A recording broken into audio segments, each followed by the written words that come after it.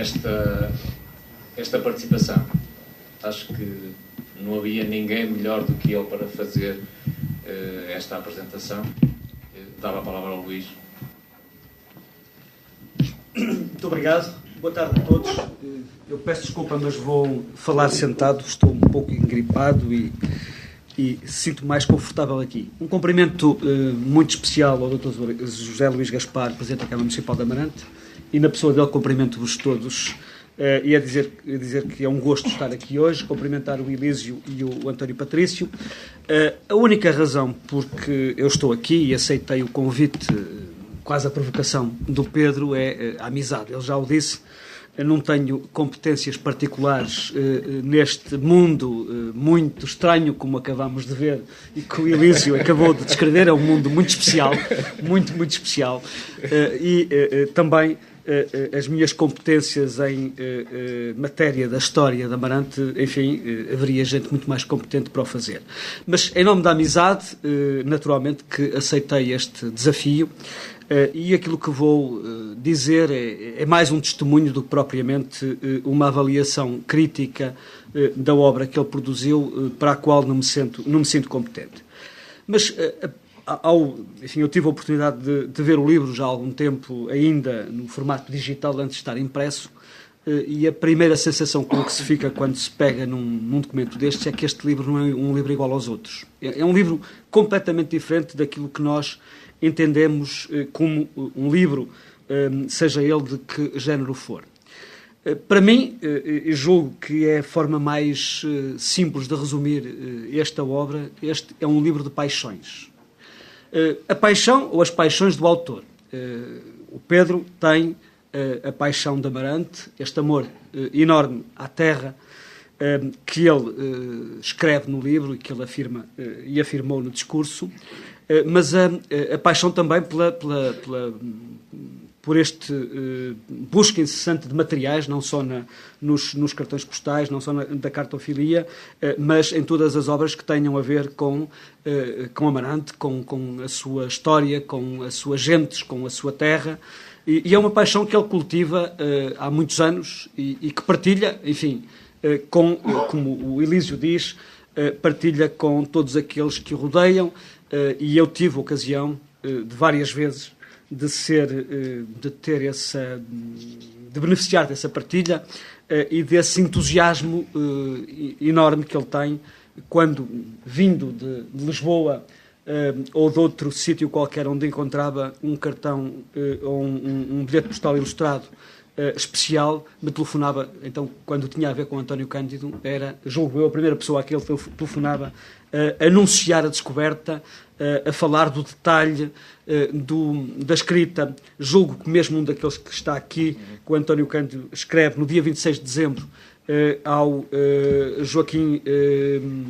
Cardoso da Pena, foi um desses e que partilhou comigo essa descoberta. Mas é também este livro um livro de paixões de todos aqueles que fizeram a história desta terra, e o Pedro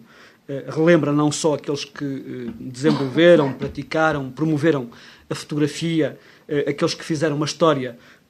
política, social, económica, aqueles que fizeram a história da arquitetura nas casas brazonadas, nos vários momentos, nos vários recortes que os cartões postais transmitem. E desse ponto de vista, ele relembra aqui alguns nomes, aliás o Elísio também o fez, que são nomes importantes, quer na fotografia. Eu lembro a importância, o Elísio falou do Alcino dos Reis, e realmente o contributo, para além de muitas outras coisas, e de inventor de palavras e de mitos e de histórias, foi um homem que esteve muito ligado à edição e por obra dele, muitos postais foram editados em Amarante. O António Teixeira Carneiro, a fotoarte, enfim, naturalmente que o Eduardo foi um dos grandes precursores, e nós na Assembleia da República, eu digo nós porque há umas semanas atrás houve uma exposição do Eduardo Teixeira Pinto na Assembleia, e realmente os comentários que eu ouvi e a forma como ela foi recebida é notável a qualidade artística, a qualidade como fotógrafo de alguém que, vivendo em Amarante, portanto, longe de todos os centros culturais, de todos os centros que faziam a moda e faziam a cultura, conseguiu produzir uma obra como ele produziu, com aquela qualidade. Mas, enfim, todos os outros, do Teixeira Vasconcelos, do António Cândido, do Acácio Lino, é, portanto, a história das paixões destes homens que fizeram, uns a história de Amarante, que levaram longe o nome de Amarante, outros que fizeram em Amarante a história da fotografia, da edição, da imprensa, da comunicação social local. É também a paixão daquilo que, sendo os objetos, ou o objeto destes cartões postais ilustrados, ou destes bilhetes postais ilustrados, contam um pouco a evolução, aquilo que constitui a identidade desta terra, das suas gentes, nos eventos importantes, nas festas, no tipo de usos e costumes, nas tradições, e que, com a forma hábil e sábia, o Pedro conseguiu, por exemplo, encontrar uma ponte entre aquilo que depois Amadeu de Sousa Cardoso, por exemplo, transformou numa obra de pintura conhecida mundialmente, as raízes amarantinas dessa mesma obra, a influência que teve e a importância que constituiu para a obra e a carreira do próprio Amadeu de Sousa Cardoso. E, finalmente, uma paixão dos leitores, porque eu julgo que, sendo nós de Amarante ou não, ninguém pode ficar indiferente a uma obra destas, apresentada desta maneira, com o enquadramento e com a qualidade gráfica, com a qualidade dos textos que a acompanham e com esta visão de um mundo que acabou há muito tempo, mas que faz parte das nossas referências culturais, identitárias, e, portanto, é para todos nós, aqueles que pudermos e que vamos ter a possibilidade de manusear, de nos deleitarmos com este livro, de lermos os textos, é naturalmente uma paixão. É também um livro de histórias e de memórias. Ou fazendo um percurso histórico ao longo de um período que está bem delimitado e, portanto, fazendo uma introdução à história do cartão postal, do postal ilustrado, com o rigor, com o cuidado que o Pedro tem em contar esta história de forma breve e mostrar coisas importantes, como a forma como Portugal, por exemplo, entrou rapidamente na história nesta história do cartão postal e do bilhete postal ilustrado, e como é que Amarante foi acompanhando rapidamente também essa história, naturalmente com alguma decalagem, com alguns anos mais tarde, mas estando mesmo longe desses centros e desse mundo onde estas coisas aconteciam, Amarante sempre esteve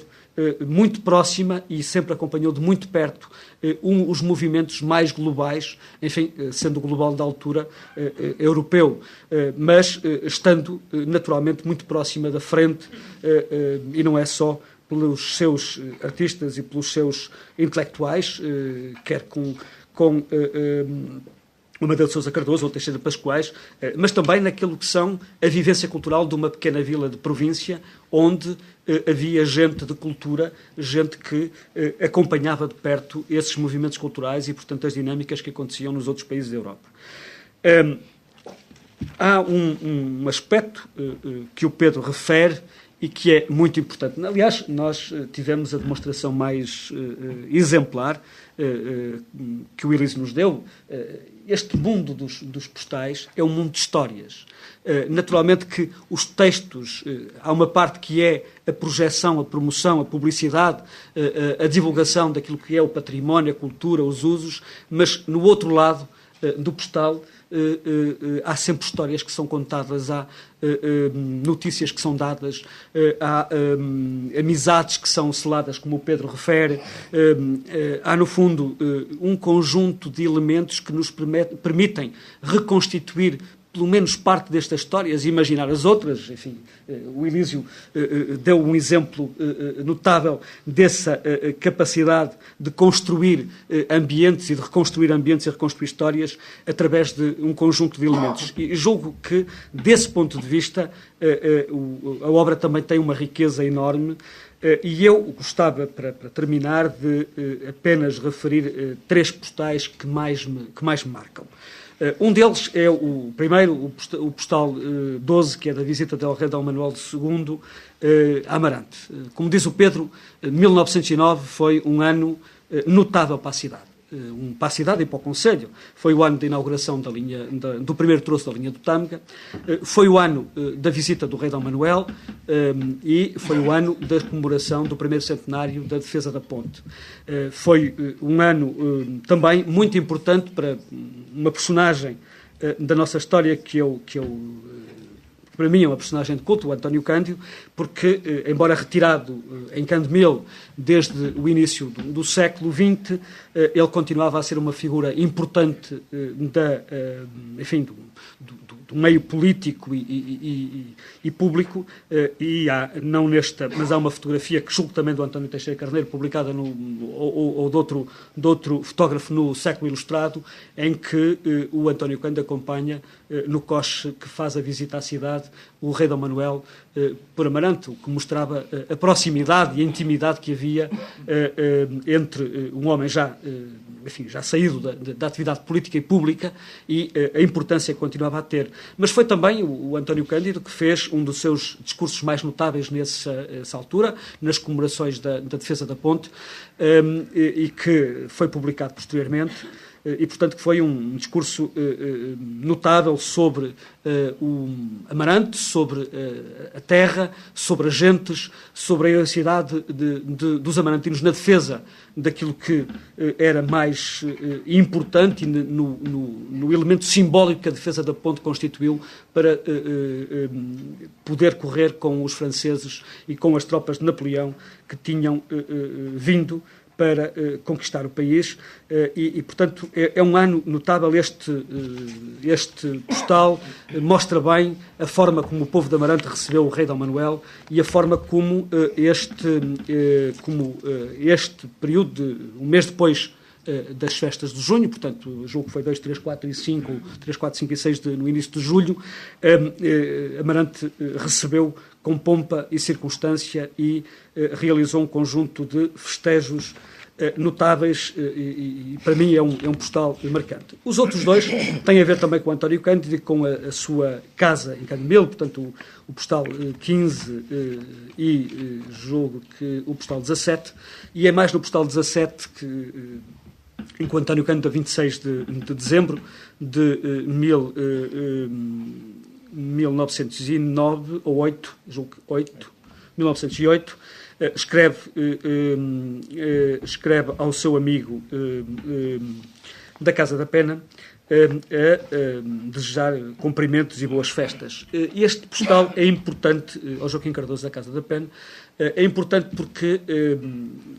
a história local em termos políticos não pode ser compreendida sem a relação estreita e a proximidade que havia entre a família Cardoso da Casa da Pena, que era realmente uma família importantíssima em Amarante e que tinha uma capacidade eleitoral, como se dizia na altura, e uma capacidade de mobilização política enorme e que foi, desde a primeira hora, aliada e apoiante do António Cândido e que, quer na sua carreira académica em Coimbra, quer depois, mais tarde, na Assembleia da República, o apoiaram por inúmeras vezes e com quem havia uma relação de grande proximidade e há outros postais, eu julgo que o Pedro os tem, por exemplo, em que da família Cardoso mandam umas laranjas ou os primores ao António Cândido, portanto, do outro lado do Conselho, no meio da serra, e uma das filhas ou a mulher que escreve a dizer que os primores são foram escolhidos especialmente para ele e que era um gosto da família que ele fosse o contemplado com esses primores. E, portanto, que mostra, a partir deste pequeno cartão, que é um cartão de cumprimentos, mas ao mesmo tempo que mostra a intimidade e a proximidade que havia entre um e outros, mostra a história de Amarante e ajuda-nos dessa forma a perceber melhor os tempos, os momentos e esta época que foi uma época extremamente rica, enriquecedora. Os montes alternando com fundos vales, não são tão belas as nossas várzeas com as suas